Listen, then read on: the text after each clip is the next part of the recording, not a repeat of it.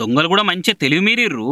ఎవ్వరు బందవస్తున్నారో తెలుసుకొని వారం వర్జం ముహూర్తాలు చూసుకొని మరీ ఎడమకాలు మోపి ఇల్లు దోసుకపోతున్నారు. అబ్దుల్లాపూర్ మెట్కాడున్న తాల్మాజ్పేట ఊర్లే మధుసార్ అనే అవసరాన్ని ఇంట్లో పడి బీర్వా వలగొట్టి మొత్తం 30 తులాల బంగారము కిలో వెండి ఎత్తుకొని పోయారు తాసిడిగాళ్ళు. అంతేనా వదినే?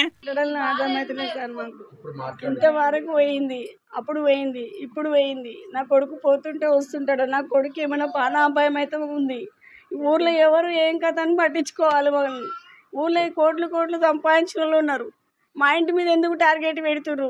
ఏమైనా న్యాయం చేయాలని పోలీసు వాళ్ళు రాగానే కాళ్ళు గిన్నె మొక్కినా సార్. నేను వాళ్ళకి ఉంది సార్, ఎదురుగానే ఉంది. లాకర్నే పెట్టుకుంటాం, బంగారం పని చేస్తాము.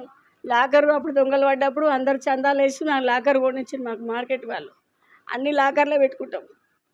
ఇప్పుడు ఇంటి సొమ్ములు ఒకటి ఫంక్షన్ వేసి వచ్చి ఇంట్లో పెట్టుకున్నాం. పాప ఎందుకంటే ఆమె ఇల్లు కాల్ చేస్తుందని ఆమె బాక్స్ నాకు ఇచ్చింది. కూడలామె అవి 2 ఆడబెట్టినాం. పెట్టేసి ఎండి బంగారం, ఎండి అవి ఇంటి సొమ్ములు అవి ఇవి గిరాకీ సొమ్ములు బయట పడొద్దు, అట్లా ఉండొద్దు అని చెప్పి ఇంట్లో పెట్టేసరికి మేము పోయేసరికి ఈ పని అయింది సార్. ఇప్పుడు అందరూ చెప్పారు కానీ నా కొడుకు నన్నే తింటాడు. నైట్ మేము ఉందాము అని అనుకున్నాం కానీ పిల్లగాడిని అర్జెంట్ అని చెప్పి నేను పోవాల్సి వచ్చింది. ఊళ్ళో కోట్లు సంపాదించిన వాళ్ళు ఉన్నారు. దొంగగాలు మా ఇంట్లో ఎందుకు పడ్డారని కడుపులున్న బాధ అంతా కక్కేసింది ఇట్లీమే. కానీ చూడు, ఇల్లు వీకి పందిరేసినట్టు ఇల్లేం తాగమాగం చేసిపోయిర్రు. మరి మధుసారన్న ఇంట్లో మస్తుగానే బంగారం ఉండొచ్చు, దుకాణం బంద్ చేసినాక బంగారం ఇంట్లోనే దాస్తుండొచ్చు అని ఏ పాటో బాగానే ఎరకబట్టిర్రు. ఇంటికి తాళం పెట్టి ఊరికి పోగానే దొంగలు ఈ పని చేసుకుపోయిర్రు. ఇక ఊరికి పోయేసిన మదన్న ఇంటోళ్ళుండి దొంగలు పడ్డా చూసి మొత్తుకుంటా పోలీసు వాళ్ళకి ఫిర్యాదు అయ్యారట. వాళ్ళు కేసు రాసుకొని ఎంక్వైరీ చేస్తురట. ఇక బయటకు పోయిన మనుషులకు రక్షణ లేదు, ఇంట్లో మాల్కు రక్షణ లేకుండా పోయింది. పోనీ బ్యాంకు లాకర్లలో కుదబెడదామన్నా ఆడ కూడా ముక్కరగాలు 30 రోల్డ్ గోల్డ్ వేయించి పెట్టబట్టి ఇక ఏడ సేఫ్టీ ఉన్నది చెప్పురి. ఊరక్క ఇదెక్కడి కథరో.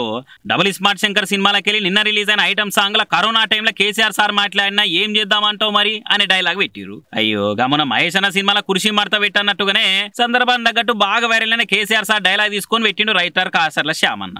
అగో ఐటమ్ సాంగ్ ల కేసీఆర్ డైలాగ్ వాడతారా? మా మనోభావాలు తీవ్రంగా కార్ టైర్ల కింద నలిపోయినాయని కొంతమంది కార్ పార్టీలు కలత చెందిరట.